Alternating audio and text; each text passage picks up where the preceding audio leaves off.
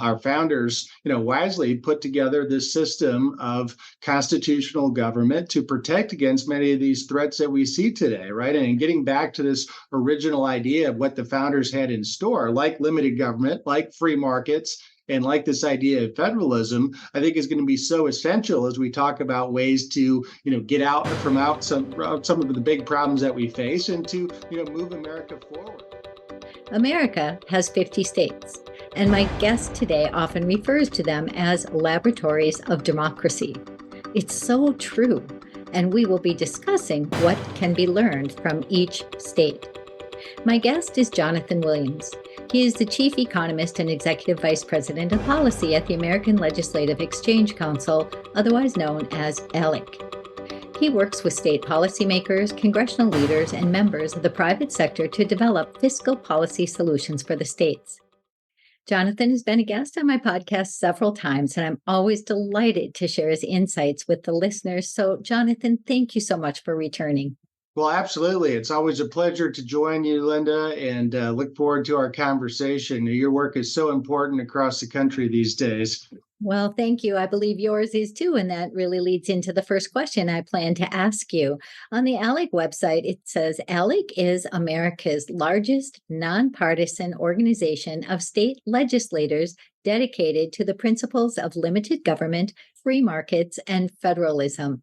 I'd like you to share with the listeners why this is so critically important, especially at this time in America's history. Well, it's a great question, and I think it's so important right now in that when we look at some of the biggest economic challenges that we face, cultural challenges that we face, constitutional challenges that we face as a nation, our founders wisely put together this system of constitutional government to protect against many of these threats that we see today, right? And getting back to this original idea of what the founders had in store, like limited government, like free markets, and like this idea of federalism, I think is going to be so essential as we talk about ways to, get out some of the big problems that we face and to, move America forward and to continue to build upon this great history that we have as a nation. But, one of the things that I often talk about as I'm out in the states, the folks in the states that we work with, the men and women working on state policy issues in state capitals get this because they do it every day. But the vast majority of Americans that don't follow state policy, a lot of times there's an inclination to forget, what the 10th Amendment to the Constitution is all about. When people are polled, the man on the street, Jesse Waters style interview, what is this concept of federalism that's so unique to the American experiment? A lot of times the answers that you get are so unsatisfying, and there are even answers that are completely opposite, 180 degrees away from what the true answer is. You'll get answers like, well, that just means more federal control of things, right? And it's like, no, the founders wanted a system that is anti-central planning, anti-central control. They didn't want a big city, whether it was New York and central planners there at the time, in Philadelphia at the time, or in Washington, D.C. at the time, to dictate what is going on with the lives of individuals and businesses and civic institutions and churches and synagogues across the United States. They wanted those decisions to be made as much as possible by the individuals themselves, of course, was this idea of self-government. But then if their decision had to be made by a government level, that government should be that's closest to the people. And that view was the 13 colonies at the time, and of course now the 50 states. And it was the states that created the federal government, not the other way around, of course, as President Reagan always reminded us of. And so that is a huge area that I think, ALEC has led at the forefront now. We just celebrated our 50-year anniversary this last year in 2023. And as Linda, we were founded by a small group of state legislators, mostly Midwesterners like ourselves, that came together to say, we really need a conservative caucus, a resource to share these best practices and ideas across these laboratories of democracy in order to make sure that this idea that is pretty unique to the American experiment of federalism would continue to succeed. And of course, at the end of the day, when federalism succeeds, I think it's so much easier for limited government and free markets to succeed, because when competition is working and is allowed to thrive, the best ideas come to the forefront. And I think if there's anything that's to be, most criticized out of Washington Washington these days. And there's a lot to work with there. We could spend an hour or two talking about all the bad ideas here in this land of make believe, as I like to call it, Washington, D.C. But I think the most dangerous is this consistent war on federalism from the Biden administration and in many previous administrations in Washington, wanting to take away more authority from the states and the people and private business and centralize that in Washington. And that's got to be something we fight at all costs. Definitely, we have to fight at all costs. And, when we talk about business friendly policies, having those business friendly policies that are made closest to the business. Herman Cain always used to say the way to solve a problem is to go to the person closest to the problem to find the solution. And, when we can decide these policy proposals and policy issues at that local or state level, we're going to find policy programs that are much better for each individual, for each business, for the communities involved, and ultimately for our nation. Absolutely. And even from a perspective, I don't care, folks that may be listening are Republicans, Democrats, independents. When you go and try to meet with a local elected official or your state legislator, many times they love to meet with you, would love to even take you up for a cup of coffee and have a chance to connect and hear what's going on, that there's something of real concern to them in their districts, in their backyards. They might be family friends with your local elected official, for instance. You may go to church with them. Setting up a meeting with a member of Congress, as you know, Linda, is a little bit more difficult, right? And just the idea that you should be able to access those individuals that have those pieces of authority over businesses and individuals at the state level, and those folks ought to be accessible. That's I think a pretty clear, common sense, nonpartisan, just good government way of doing things. And I think we ought to get back to more of that. Exactly. Well, all politics is local. And that comes into why I do what I do with Prosperity 101, too, because other than our family or neighborhood, where do we go to work? Every day we go to work, and politics affects that local workplace.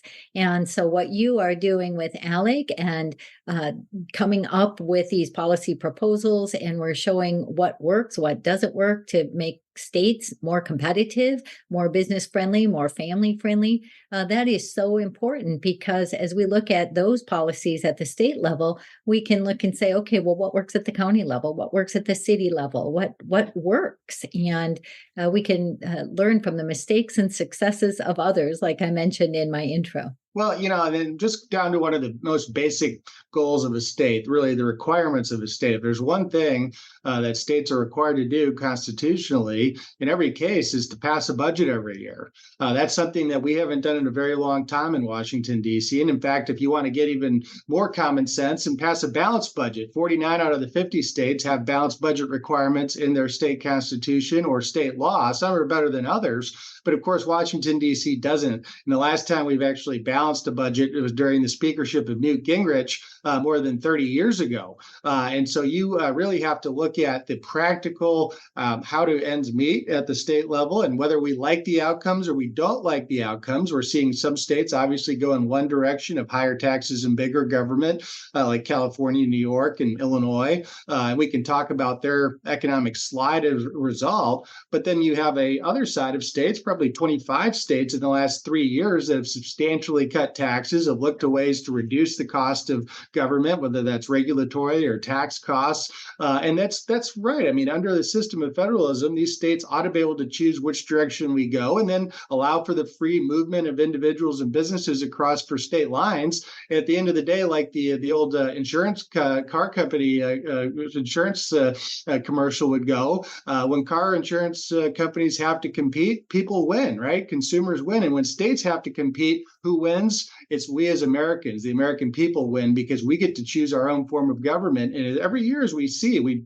show this in our book, Rich States, Poor States, every year, as you know well, that Americans continue to vote with their feet towards states that value that framework of limited government, free markets, federalism, lower taxes, and that mix of services. But under a system of federalism, states get to decide which path they choose. I think it's just very clear based on the evidence that it's more prosperous, it's more beneficial to their citizens. If you want to have a successful state, successful private sector, you're going to choose a course of free markets and limited government. Exactly. And the states like California, Illinois, New York, they've seen such a mass exodus, especially in the last 3 years or so since the Biden administration, actually, and those state governments that have aligned with those leftist policies and the fiscal policies that tax the citizens and give so many benefits to illegals, whether it be education or housing or, everything, transportation. I mean, the list goes on, and that's a whole nother topic, which I've covered in other episodes, the border and immigration. But those policies are very clearly not fiscally responsible. You cannot have fewer people putting into a pot of money than those taking out of a pot of money. So you can't have fewer taxpayers putting into the government than you have those taking out of the government. Yet we continue to bleed the taxpayers, not only at the federal level, but in so many of these states. And it just isn't viable. So that's why you see this mass exodus.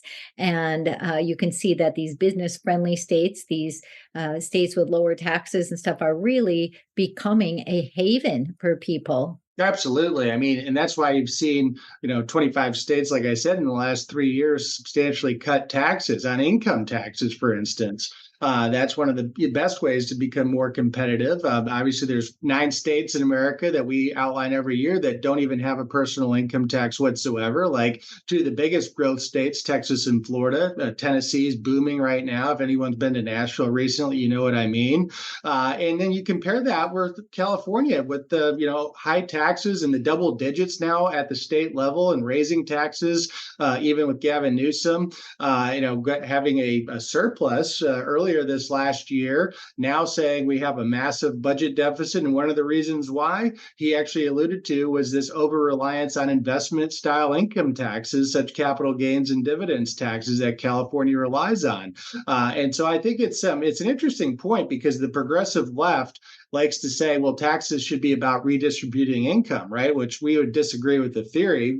I think the best theory of taxation is, taxes raise the amount of revenue you need for core government functions, right? That you need to take care of individual safety and provide for things like roads and basic government services that you need. But the left sees the tax policy as a way to soak the rich and to have this class warfare and redistribution, right? The problem with that in this system of federalism that we've been talking about is, when you soak the rich, you lose the rich in a lot of cases at the state level, because the rich don't stick around and take it in many cases. And as we've seen with California, I mean, the new census numbers came out just around the holidays, and there's a lot to unpack there. But California is now losing well over 300,000 Americans on net per year. That was the numbers coming out of the 2023 census that was just released several weeks ago. So nearly 1,000 Americans per day, think about that, are leaving California on net and going to one of the other 49 states. So when they say they're charging 13, 14%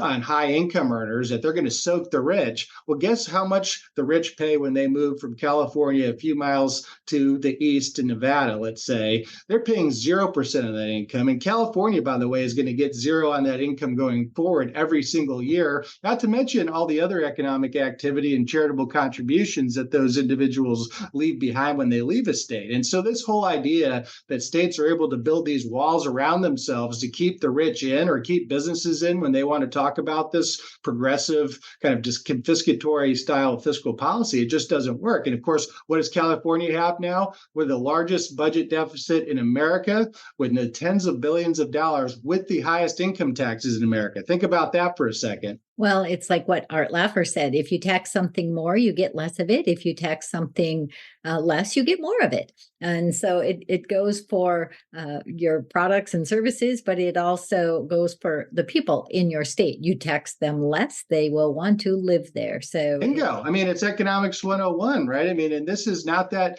difficult for folks to understand. And that's why I think we're seeing this great movement of state lawmakers and ALEC members that are across the country realizing, to compete, you have to get it right on the basic economics. We're winning more than we're losing on this, but unfortunately, some of the coastal elites, like those in New York and California, just haven't gotten the picture yet. You have to ask yourself how much is it going to cost these states of the outmigration before they get a clue of what's going on with the bad economics. In fact, California, as you probably know, lost its first congressional seat in the last round of reapportionment after 2020. I think last time we talked about this, but that was the first time in statehood since 1850, when California became a state, that California has ever lost a congressional district. And if you look at some of the most recent numbers from these new estimates I was talking about, and especially how bad it's gotten post-COVID, is California is on track to potentially lose 4 or 5 congressional districts in the 2030 census. So, I mean, this is going to really have a political hit to these states as well as the economic hit that we always know has gone on.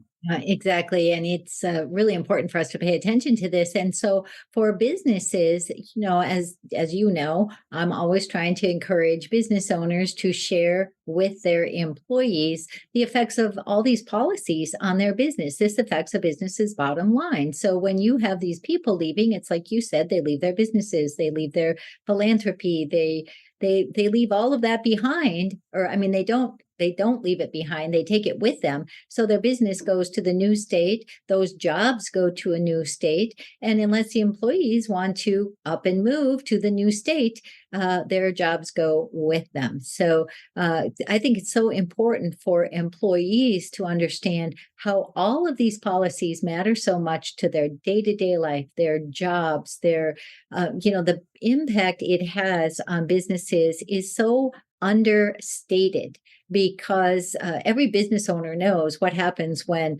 more taxes, more regulations, more compliance fees, more inspections, more big government comes upon them. And that big hand of big government can have a big negative effect. Well, it's such a great point. I was just down in flying in out of Jacksonville, Florida the other day for a talk I was giving in South Georgia, and happened to just get a kick out of this. It goes directly to this point about donors leaving. It's gotten so bad for New York that Governor Kathy Hochul, who's presided over a huge increase in the budget and taxes in New York since she became governor after disgraced Governor Cuomo, she actually had to come down to South Florida to do one of her reelection fundraisers because there were so many former New Yorkers that now live in Florida that's where a ton of the capital is. That she actually had to leave the state to go down and do a fundraiser recently. I happened to see that. But to your point that you just mentioned, I mean, Prosperity 101 is so important for employers to have their employees read, to just realize what are the basics of this Economics 101 we've been talking about. Because as we see businesses move across state to state, employees are following the jobs. A lot of times people are so busy in their lives, and rightly so, getting their kids to soccer practice on time and doing what it takes to run a household and keep things on track and making ends meet, that they don't necessarily put 2 and 2 together. And why is it that you have a job in Texas and Florida and Tennessee and Arizona, and you didn't have a good job in Illinois or in New York or in Maryland or in California? It's not always that intuitive. People don't follow this every day like you and I do. And so resources like that I think are just so important to have folks read. This underlying Economics 101 that doesn't take rocket surgery, as Art Laffer always likes to say. This is just basic economics. It is very basic economics and civics, helping people understand what they then can do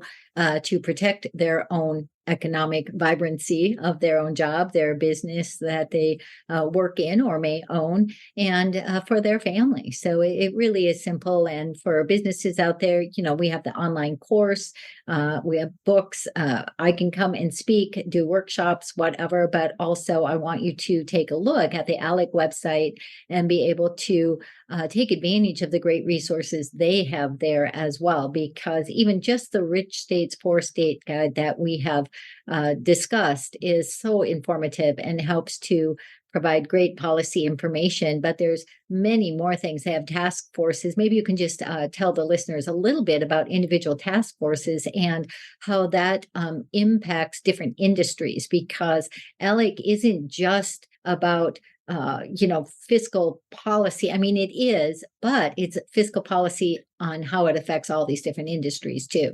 And That's right. Yeah, we have a really wide array of different policymaking task forces, as you say, that where we have lawmakers and business leaders and nonprofit folks get together to say, what does free market policy look like in X, Y, or Z area? I mean, one of the things we're known for after now 50 years as an organization is trusted policy solutions. And whether that's something like a piece of model policy that comes out of our task forces that are voted on and reviewed by the business community to make sure that they're pro-business and free market, and by the legislators that bring them to us, and then finally approve them at ALEC. And we have nearly 1,000 pieces of these model policies on our website that's searchable for any individual to go that's interested to see what's out there in terms of free market resources in a given area. But then we also have great publications across our 10 different issue area task forces that we have, in addition to our Rich States, Poor States report, which richstatespoorstates.org is a complete microsite, by the way, that I know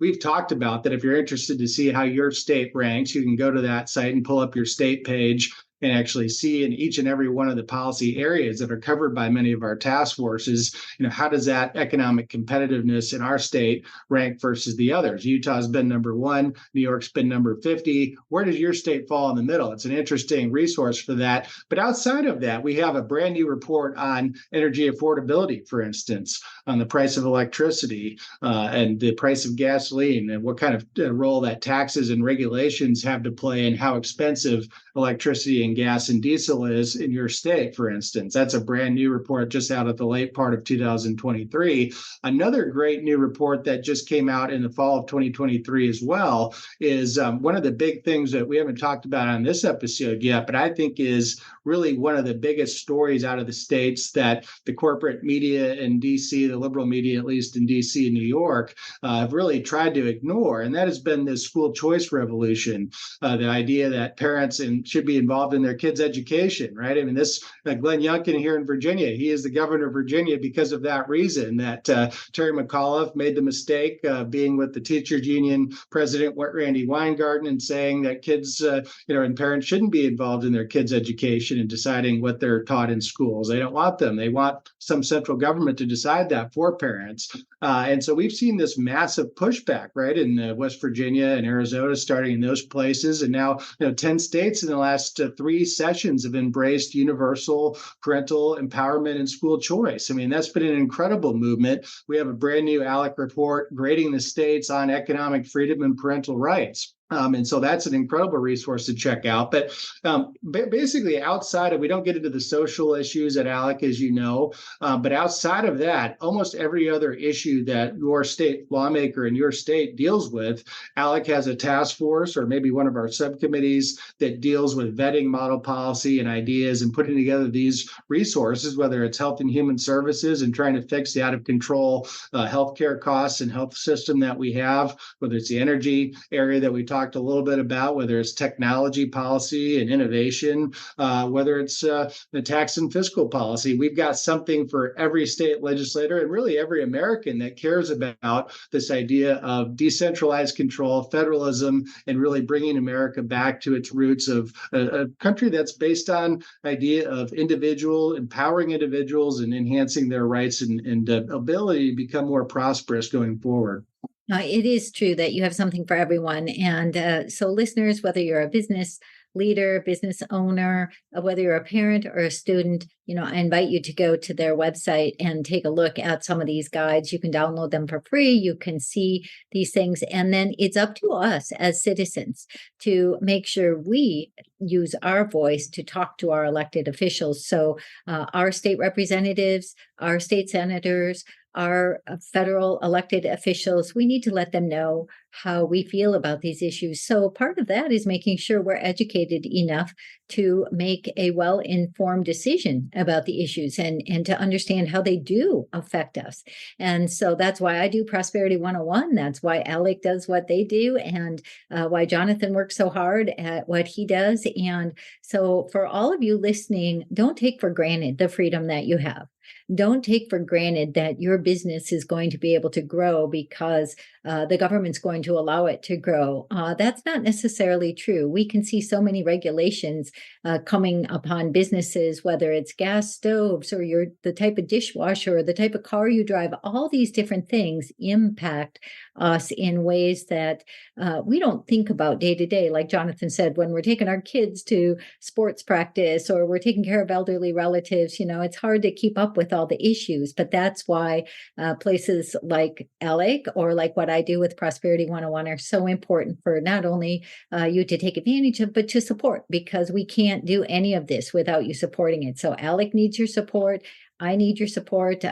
Quick plug, go to the Prosperity Partner link on the website, prosperity101.com, and support with whatever you can provide to help keep these podcasts on the air so people can actually learn more. I think that because of COVID and because of all that's happening in America, Americans are waking up a little bit more. They're seeing, well, maybe they're not because mainstream media doesn't show it that much, but they're seeing the uprisings in Poland and Germany as the citizens there are fighting against the globalist agenda and the lack of freedom that they're experiencing. And I think there's people now beginning to understand that we are losing our freedoms bit by bit by bit. And so we're just really thankful for what you do. And I will keep doing what I do so that we can help promote freedom and that individual rights and states' rights. And that's what makes America strong, is that freedom that we have at that lower level. We don't want a big government telling everybody how to think, what to do, what to eat, and where they can travel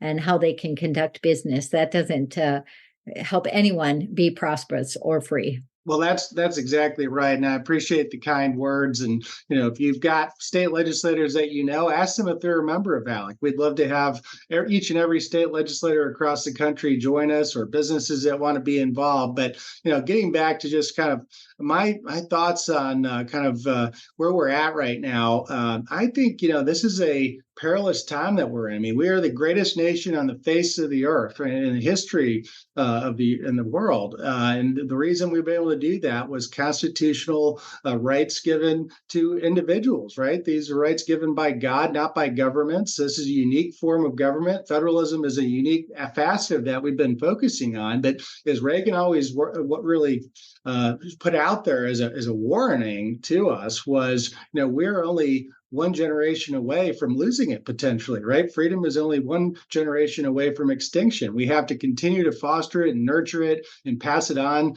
to our children and our grandchildren, right? And that's so important, in that American ideas and freedom are under attack all over the world today more than ever. And so we need to double down on really what makes America great and what has always made America great. And that is constitutional, rules-based government that empowers individuals and disempowers big government. Well, that's a great place to pause for this episode and have you back again another time.